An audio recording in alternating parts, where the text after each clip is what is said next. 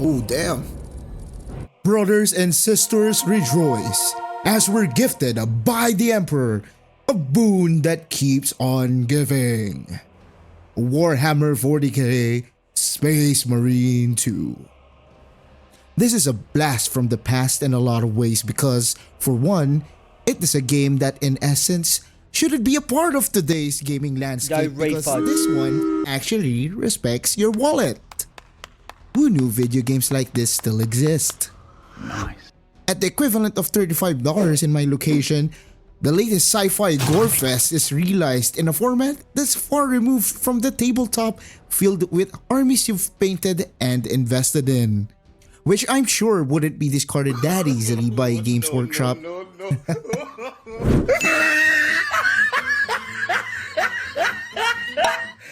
Where it brings you to the action core and center. Looking for me? And I mean Relentless Heretic Annihilation. My craft is death.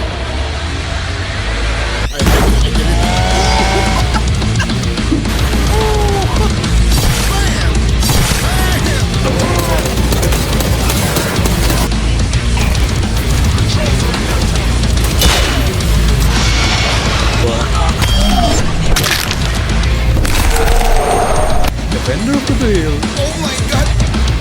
That Titus is swarmed by gargoyles.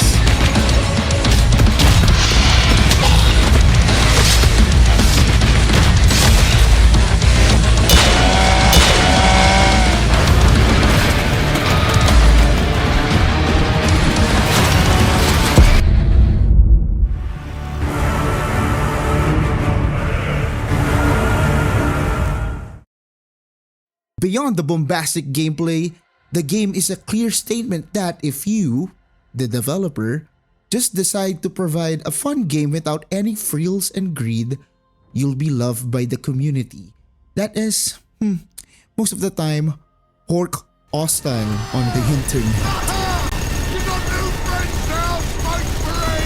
Aside from the goodwill this game seems to have so far, being new to this part of the franchise feels a bit intimidating, as Space Marine 2 is the first 40k experience I've properly been a part of.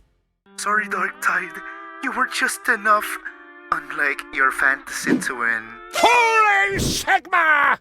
The idea of playing as the famed Blueberry Boy Scouts was a hard sell for me, as I was very much accustomed to the vast faction variety found in fantasy. At first, I had no idea what the Space Marines were or why there are so many colors for these towering walking tank people. But it turns out it is really more than that. And I'm stepping into a lore filled to the brim with chaos and despair. With content creators such as Bricky and Pancreas No Work. Thanks guys for being awesome lore content creators for this franchise. Looping in all those who seek the abolishment of heresy, it was easy for me to get up to speed with lore that's like 0.5% of the whole thing. But that's enough for me to play this game with some knowledge of the universe. As much I'm dismayed that there are no White Scar speed demons in the game, we'll all have to make way for the Ultramarines for now, since they're the designated poster boys of 40k. Whether or not you're loving the fact that the Ultramarines are front and center, hey, don't worry, there's no judgment over here. Go and enjoy them if you must. Heretic. This game is a perfect feature of a universe that's just begging to be dived in by curious heretics, such as we are. Focus Interactive really did lock in as the key ingredients were fed to us, and we all just ate them up like pancakes. To fully savor it, you'll notice that the atmosphere ties it all up in a way you'll just keep on wanting more. The rage you feel as you throw the Space Marines in a hive of Tyranids. And, the Agents of Chaos is, I'm sure, something you haven't experienced in quite a long time. Because let's face it, we're used to putting expectations on video games to be masterworks of art. Well, this game won't be seeing Geoff Keighley's award show for the top prize anytime soon, what it crafted for your adrenaline-deprived fixations or the moment-to-moment brutality that rivals Doom Eternal, and sometimes even surpasses it in a way just by association with Warhammer. All enhanced by visuals that will make DD/Satan quiver, by a bit, and sound design where you just want to twirl yourself in glee with a changed sword serving the Emperor's glory. Because all you hear in this world are burning heretics to the ground. This is the type of immersion that's prominent in the era of the 360. When the game's main objective is to give you a damn good time, no alcohol required. Let me preface this as this is definitely the best Xbox 360 game to ever pop up. Well, you know what I mean. We still love you, Halo 3. All of the tools and tricks that the game possesses just make it very easy to live it out in this. Do not aspire to live in this universe. Well, if you do have such a desire, be my guest. I just hope you'd be okay if RNGesus put you as an Eldar plaything. As I was saying, living it out within the 10 to 15 hours of time you'll be spending with ya boy, Lieutenant Titus, things are doing well if the community that has such high standards are admiring a character like Titus is. For those hours spent being with the ragtag group of Ultramarines, as Titus was given a new life to repent the supposed heresy put upon him unfairly in the previous game. Because oh boy, once you get to that point of the story, it's a reveal that's going to knock you off your Space Marine armor. Titus is a throwback to a time where main protagonists are straightforward. Arrive, raise hell, leave.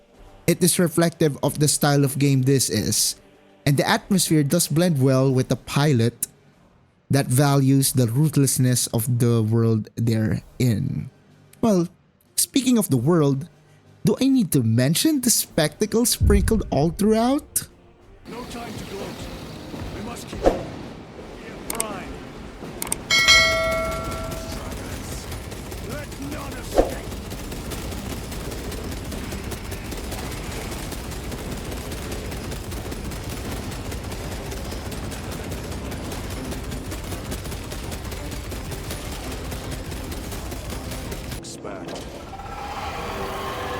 Oh shit!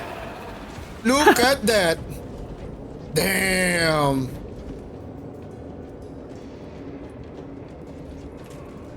Use vape. Jesus Christ, this is literally one of the best games that I ever see. So, Yeah. Acadians will make short work of them. ito yung nasa trailer. Do the honors, coaches. Do the honors. Hell yeah! Yeah! Let's raise the fucking banner, baby! Let's go! Yeah! Yeah! Yeah! No, I do prefer if these are the white scars, but yeah!